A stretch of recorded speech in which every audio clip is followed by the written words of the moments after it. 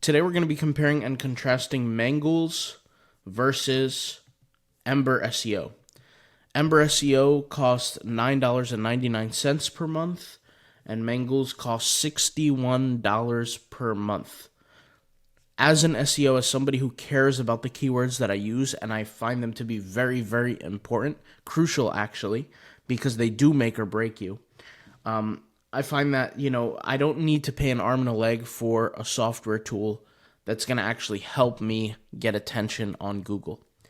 And ever since I started kind of researching more opportunities out there, Ember SEO is just a better option.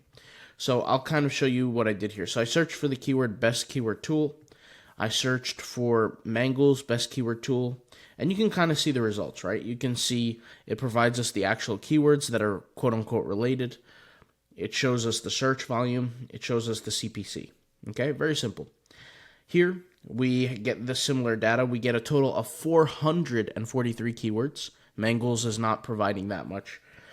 We get a traffic potential on average, and we get an average SEO score for the keywords. Of course, we get a competition score, or, for certain keywords that are considered low competition.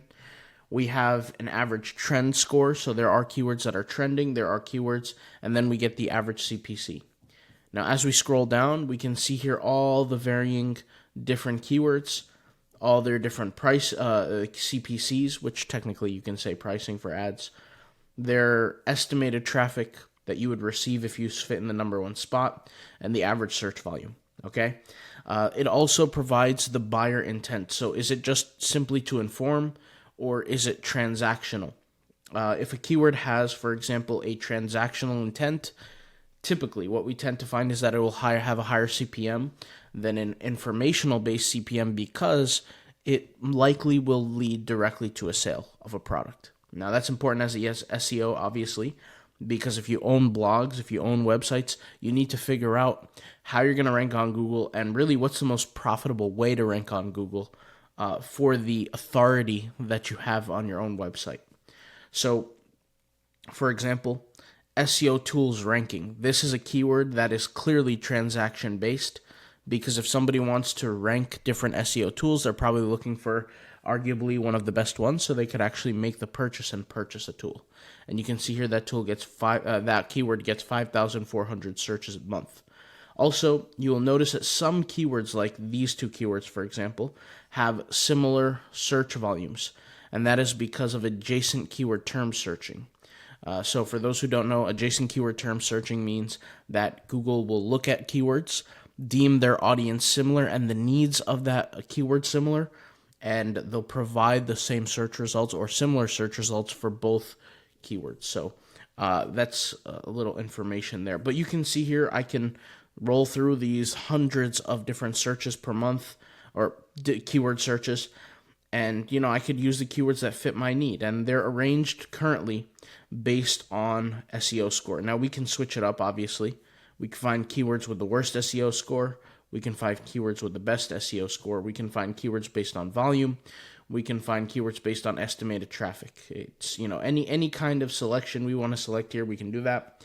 We can clearly export. There's other tools that we can go ahead and access, like we can check by URL, by questions, by global. Even if you have an API, like an application you want to build and use something like this internally, maybe like an AI tool, something like a Claude or OpenClaw, you can use that with API settings as well. But, I don't even know if Mangools has an API, to be honest with you. I would probably have to look at them. I know I've used them for a while. I had a official subscription for a very long time, well over 2 years.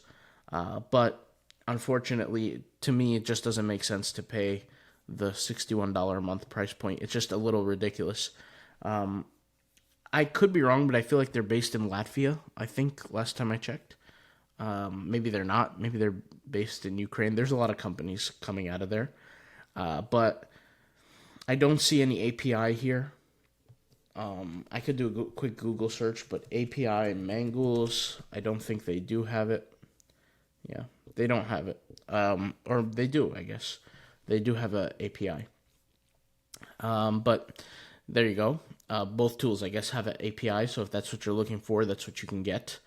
And yeah, you kind of get to see what you expect. From what I find, that this tool, as far as its keyword research, it's just as good as like an SEMrush.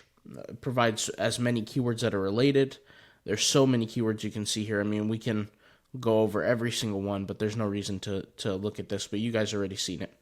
We get some chart distributions here. You can see all the keywords with high trend. We can hover over like one of the highest bars of trend here, and we can see what those keywords are, and we can see the trend percentage.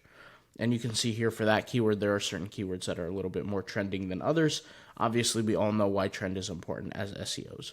But hopefully, this video helps you guys out, find better options for your keyword research, and the best alternative for the Mangools Keyword Tool Research Finder. So hopefully this helps you out. If you have any questions, let me know. I'll talk to you guys later. Thank you for watching.